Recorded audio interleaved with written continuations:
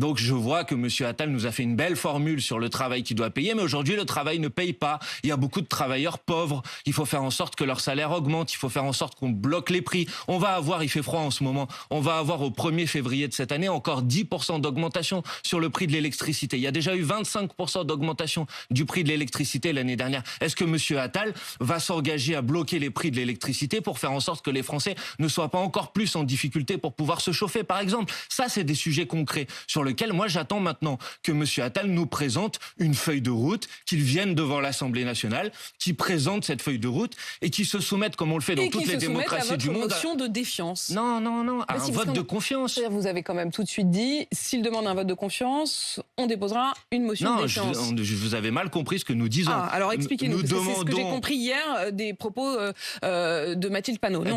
Nous demandons... à ce que, comme dans toutes les démocraties du monde, dans toutes les démocraties parlementaires du monde, un Premier ministre, quand il vient d'être nommé, il se présente devant l'Assemblée nationale.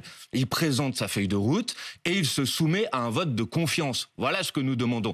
Et nous disons que si M. Attal refuse de se soumettre à un vote de confiance, nous le forcerons, entre guillemets, à se soumettre à un vote de confiance par le dépôt d'une motion de censure. Mais moi, je préfère qu'il se soumette à un vote de confiance et dans ce cas-là, il n'y aura pas besoin de motion de censure.